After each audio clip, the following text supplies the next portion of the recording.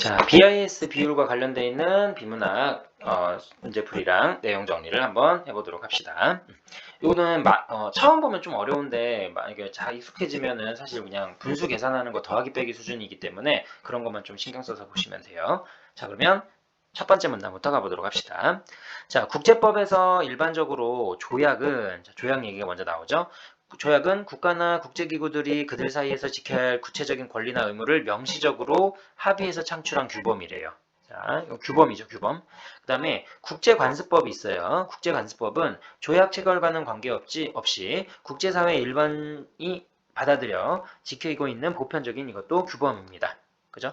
이 두 가지는 모두 다 그냥 이렇게 생각하면 될 것 같아요. 국제법의 종류가 두 가지가 있어요. 조약이 있고요. 그 다음에 국제관습법이 있습니다. 그러니까 국제관습법은 특별히 뭔가 조약 체결과 관계없이 일반적으로 받아들이는 법이에요. 그 다음 얘는 뭔가 만든 거지. 그들 사이에 지켜야 할 구체적인 거. 근데 문제는 뭐냐면 얘네들은 모두 다 강제성이 있는 거예요. 무조건 지켜야 되는 것. 이런 느낌이죠.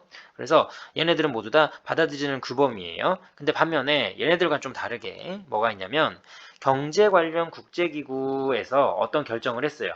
자, 경제기구. 여기서는 이제 바젤위원회 여기 나올 건데 경제기구의 결정.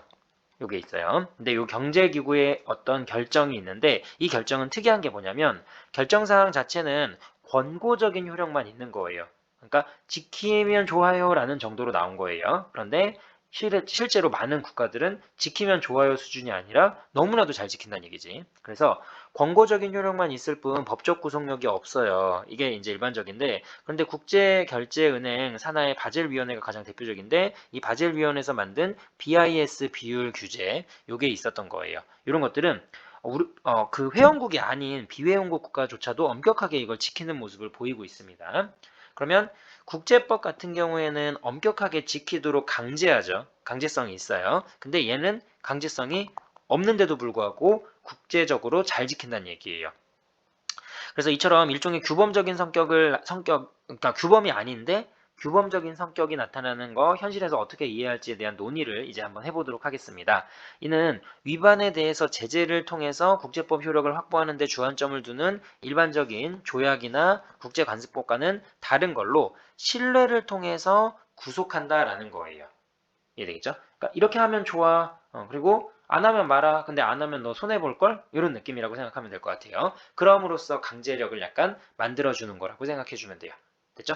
그래서 첫 번째 문단에서는 특별히 뭔가 이해하고 이렇게 넘어갈 만한 내용은 많이 없고요. 그냥 국제법에는 조약과 국제관습법이 있는데 조약과 국제관습법은 강제성이 좀 있고 근데 이거와는 다르게 권고만 하고 그 다음에 어느 정도 엄격하게 지키는 모습을 요구하는 건 아니지만 심지어 회원국가도 아닌 국가가 이거를 이렇게 사용하고 있는 거 엄격하게 지키려고 하는 것들은 신뢰를 바탕으로 하는 구속력이다. 이렇게 이제 얘기를 하면 되겠죠. 그래서 BIS 비율이 신뢰를 바탕으로 하는 구속력이 있다라고 정리해 주면 되겠고요. 이제 중심화제는 요걸로 이제 추려주는 거라고 생각하면 돼요. 그리고 이걸 설명하기 위해서 국제법에 해당하는 조약과 국제관습법에 대한 내용을 대조하는 거라고 생각하면 될 것 같네요.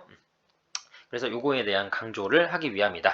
자, 그 다음 BIS 비율에 대한 얘기입니다. 자, BIS 비율은 뭐냐면 은행의 재무 건전성을 유지하는 데 필요한 최소한의 자기자본 비율을 설정하는 거예요. 그래서 자, 궁극적으로 이게 이렇게 설정하게 되면 뭐가 좋냐면 예금자 보호하기 좋고요. 그다음 금융 시스템 보호하는데도 일조합니다. 보호하기 위해서 바젤위원회에서 도입을 한 거예요. 근데 요 도입했던 이 BIS 비율이 권고적인 성격만 있고 하면 좋습니다라는 얘기만 했는데도 너도나도 이 BIS 비율을 다 쓴다는 얘기예요. 자, 바젤위원회는 BIS 비율이 적어도 규제 비율인 8%는 되어야지 됩니다라는 걸로 명시를 해놨대요. 그럼 이 8%가 뭐냐면 위험 가중 자산 중에서 자기 자본의 비율이에요. 자, 다시 한번. 자, 그냥 A분의 B 한 다음에 곱하기 100한 게 88% 넘어야 된다라는 걸로 이해하면 될 것 같아요. 그냥 분수식이라고 생각하면 돼요. 그러니까 위험 가중 자산 중에 자기 자본의 비율이 8%를 넘어야 된다라는 게 이제 내용이라고 생각하면 되겠죠. 그래서 BIS 비율의 개념 나와 있습니다. 자, 은행의 재무 건전성을 유지하는 데 필요한 최소한의 자기 자본의 비율을 설정해 놓은 거고요. BIS 비율을 설정하는 이유는 뭐 때문이냐면 예금자를 보호할 수 있고요. 금융 시스템도 보호할 수 있대요. 누가 만든 거냐면 바젤위원회에서 만든 겁니다. 그리고 기준은 8%라는 거 이렇게 제시를 하고 있어요. 어렵진 않죠. 아직 뭐가 구체적으로 나와 있진 않아요. 위험 자본 중에 자기 자본이 8% 넘어야 된다. 이것만 좀 기억해 둡시다. 그래서 위분의 자 곱하기 100, 8% 이렇게 일단 앞에 있는 머리 글자 따가지고 기억을 해 놓으세요. 자, 그 다음에 자, 여기서 이제 바젤 1 협약이 나올 건데 봐보세요. 원래 바젤 그 BIS 비율은 어떻게 구성이 되어 있냐면 자, 자기 자본, 아까 분자값 있었죠. 분자값은 어떻게 구성이 되냐면 기본 자본 더하기 보완 자본 더하기 단기 후순위 채무 요 세 가지로 구성이 되어 있다라고 생각하면 돼요. 그냥 A 더하기 B 더하기 C 이렇게 이해하면 될 것 같아요. 기, 보, 단. 분자값을 세분화해서 하위 범주로 요 세 가지 영역을 설정했다라고 생각하면 되겠고요. 그다음에 요거 미리 지문 읽었으니까 미리 알려줄게요. 그래야지 이해하기가 좀 쉬우니까. 위험 자산, 위험 가중 자산은 어떻게 하냐면 뭐만 볼 거냐면 여기 써 있죠. 신용 위험에 따른 거예요.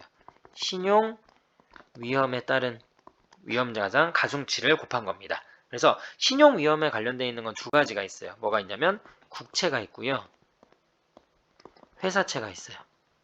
자, 국채는 국가에서 발행하는 채권인데 위험 부담이 없다고 판단해서 0%로 해요. 그러니까 아예 위험하지 않다고 판단하는 거야. 회사채는 그냥 100% 위험하다고 보는 거야.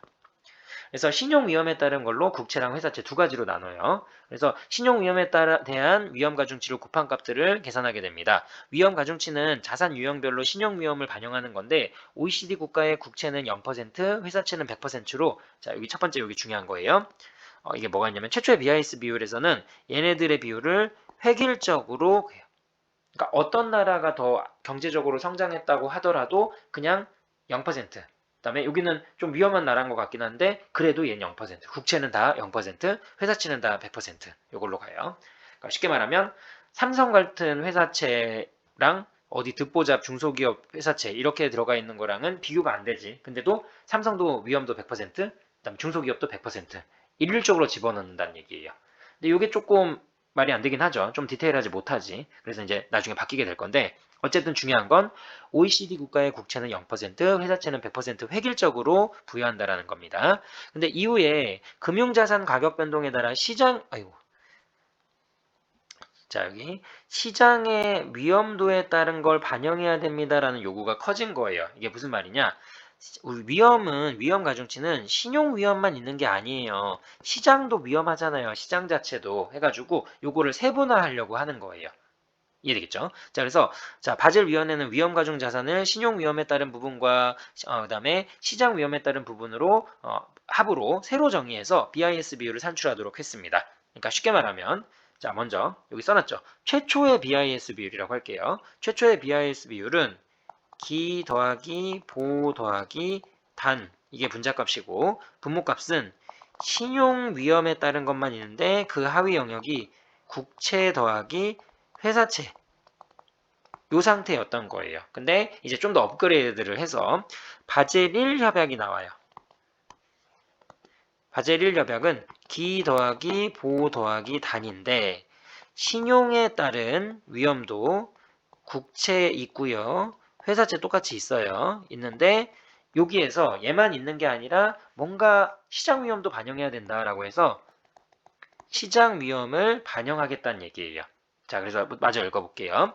바젤위원회는 위험가중자산을 신용 위험에 따른 부분 파트랑 그다음에 시장 위험에 따른 파트 두 가지로 나눠 가지고 새롭게 정의했습니다. 신용 위험의 경우와 달리 시장 위험의 측정 방식은 감독기관의 승인하에 은행의 선택에 따라 사용할 수 있게 하여 바젤 1 협약을 만든 거예요.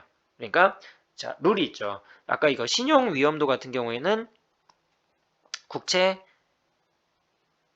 0%, 회사채 100%. 이건 그대로 가지고 오는 거야. 이 룰은 똑같이 가지고 오고, 그다음에 시장은 이렇게 일률적으로 적용하는 것이 아니라 약간 신축적으로 유연하게 어떤 은행이 어떤 걸 사용한다라고 하면 그 측정 방식을 감독기관의 승인하에 인정을 해주는 거예요. 너무 말도 안 된다라고 하면 인정 안 하겠지. 감독기관의 승인하에 은행의 선택에 따라서 사용할 수 있도록 하는 바젤 1 협약을 이제 만든 겁니다. 이제 이게 만들어진 거죠. 근데 여기서 여기로 바뀌는 지점을 잘 보세요. 바뀌는 건 뭐냐면 신용 위험만 고려했는데 여기에 시장의 위험까지 이제 고려하게 됐다. 이게 최초의 BIS 비율에서 바젤 1 협약으로 바뀌는 부분에 바뀐 부분이에요. 됐죠? 이렇게 기억을 하시면 되고, 그리고 신용도랑 관련되어 있는 건 국채는 0%, 회사채는 100% 천편일률적으로 획일적으로 적용한 거고, 시장은 은행마다 다른 거고, 이건 은행마다 달라요. 근데 은행마다 달라도 감독기관이 승인하는 거 안에서 이제 한다는 얘기예요. 그러면 이제 바젤 2 협약이 나오는데요. 자, 이제 바젤 2 협약은 어떻게 바뀌는지 봅시다. 금융혁신의 진전으로 바젤 1 협약의 한계가 드러났어요. 나름대로. 그래서 2004년에 바젤 2 협약이 만들어집니다.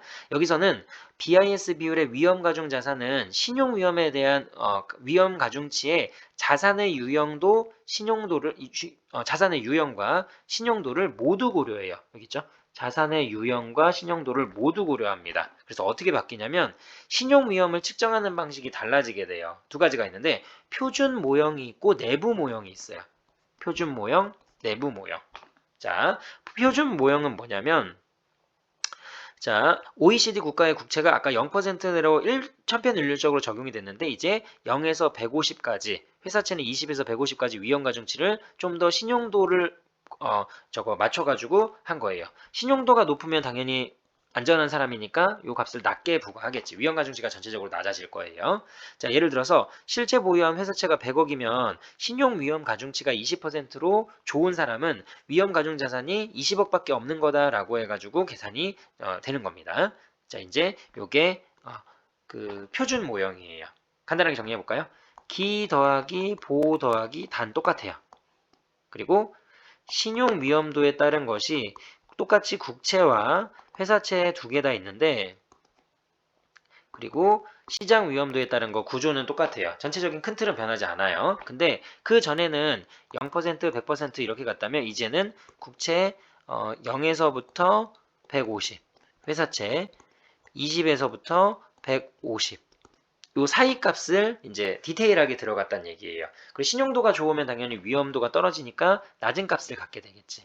그죠? 이 값이 낮아지면 분모값이 점점점 작아지게 될 거예요. 위험 자산이 줄어드는 거지. 이렇게 이해하시면 되겠고, 그 다음에 내부 모형은 뭐냐면 은행이 선택한 위험 측정 방식을 감독기관의 승인하에 그 은행이 사용할 수 있도록 하는 겁니다. 아까 시장의 위험도 할 때 은행마다 다르게 기억나나요? 자, 이것도 신용도도 은행마다 다르게 하는 거 인정한다는 얘기예요. 근데 네 맘대로 하는 게 아니라 자 승인하에 감독기관이 승인하는 거에 맞춰가지고 한다는 얘기예요. 그 다음 또 감독기관은 필요시 위험가중자산에 대한 자기자본의 최저 비율이 규제 비율을 초과하도록 자국은행이 요구할 수 있게 함으로써 자기자본의 경직된 기준을 보완하려고 하는 거예요. 자, 이게 뭐냐면 봐봐.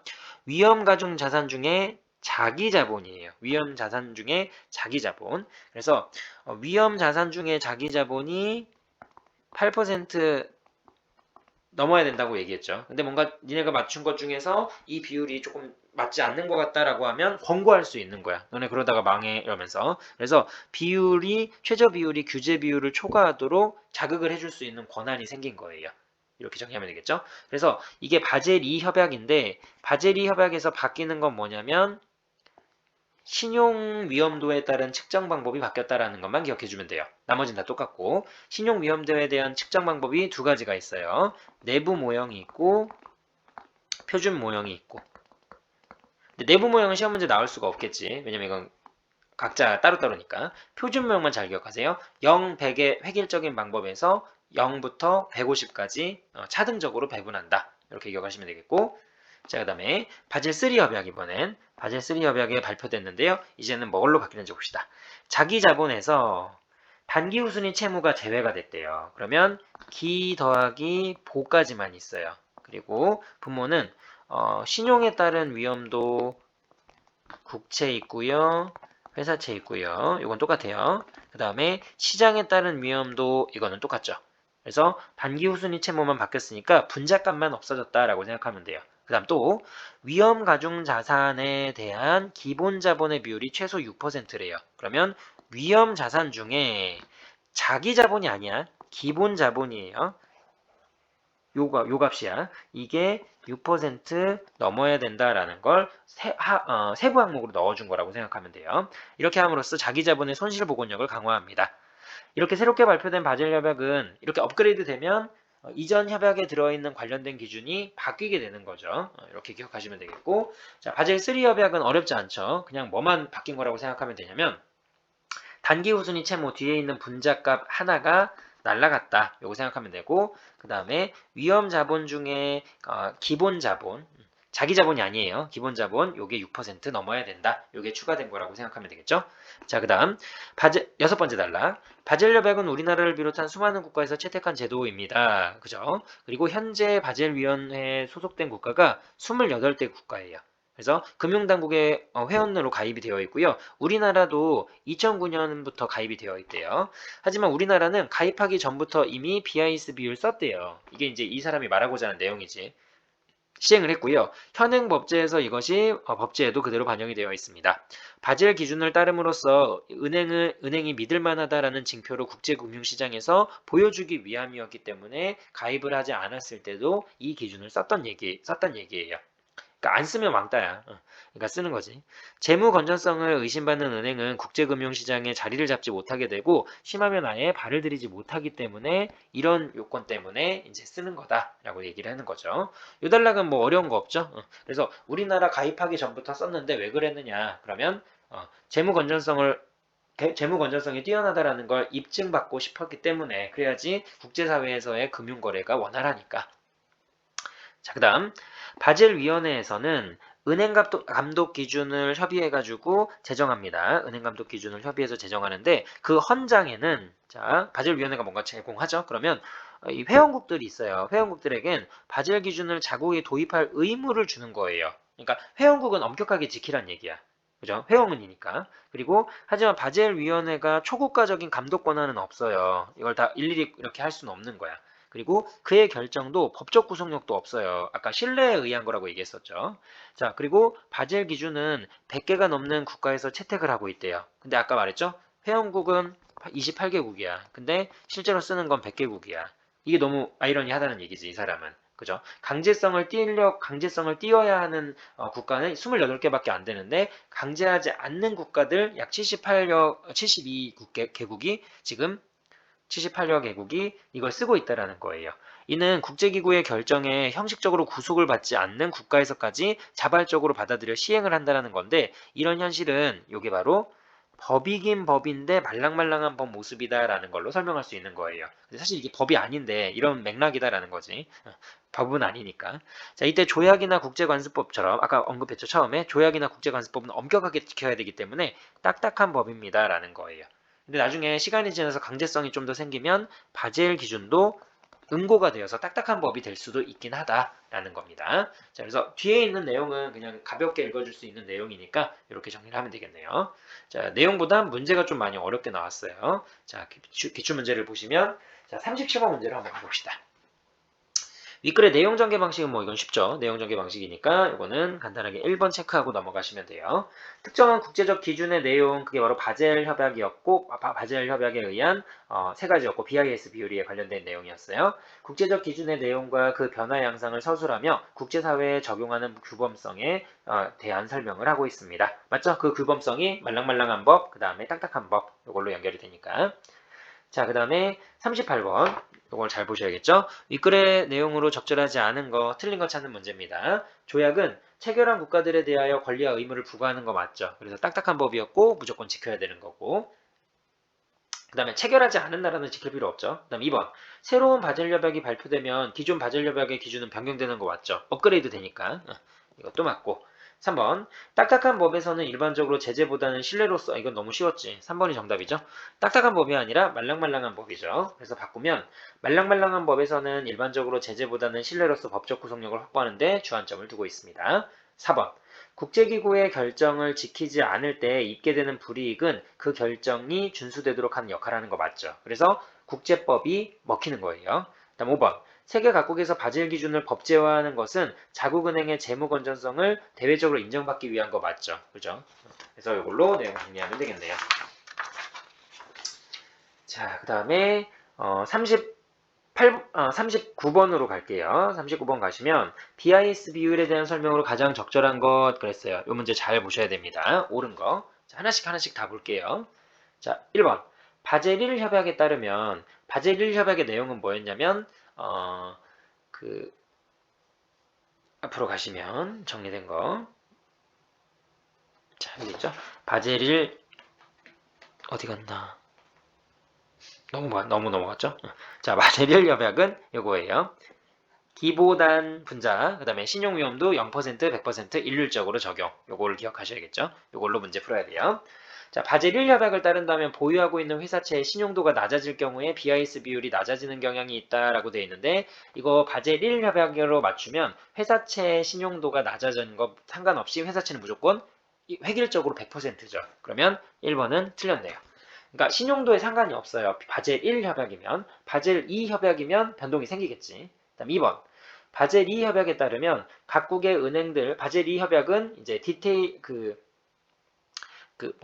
아니라 시장의 위험도까지 고려하는 거예요. 바젤 2 협약에 따르면 각국의 은행들이 준수해야 하는 위험 가중 자산 대비 자기 자본의 최저 비율은 동일하다라고 되어 있어요. 자, 각국의 은행들이 준비해야 하는 위험 가중 자산 대비 자기 자본의 최저 비율이라고 되어 있어요. 자, 그러면 여기에서 중요한 건 뭐냐면 자, 요거예요. 글자가 좀 작아가지고 위험 가중 자산 대비 자기 자본이죠. 위분의 자지. 그죠? 그래서 위험 가중 자산 중에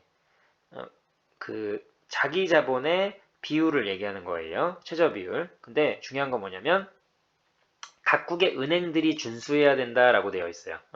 자, 바젤2 협약에 따르면 각국의 은행들이 준수해야 하는 최저 비율은 동일하다 했는데 요거는 그런 얘기가 설명이 없죠 지금. 그래서 이걸로 고르시면 안 돼요. 그래서 각국의 은행들이 준수해야 하는 위험 가중 자산 대비 자기 자본의 최저 비율은 동일하다 했는데 요거는 관련이 없습니다. 그래서 바젤 2 협약에서는 이걸로 연결해주기 어려워요. 그러니까 이거는 뭐라고 설명을 할 수가 없겠다 좀 그지? 그래서 각국의 은행들이 준수해야 하는 위험가중 자산 대비 자기 자본의 비율, 최저 비율, 자기 자본의 최저 비율은 동일하다라고 얘기하기는 조금 어렵겠죠. 위험가중 자산 중에 자기 자본 이거 8%를 유지한다라고 얘기를 했는데 이게 바젤 2 협약과 관련되어 있는 내용을 보시면 이게 뭐라고 딱히 바꿀 수가 없어가지고 자 그래서 바젤 2 협약에서는 위험 가중 신용 가중치를 적용해가지고 고려한 거고 이렇게 변동적으로 적용한다라는 거죠. 그죠?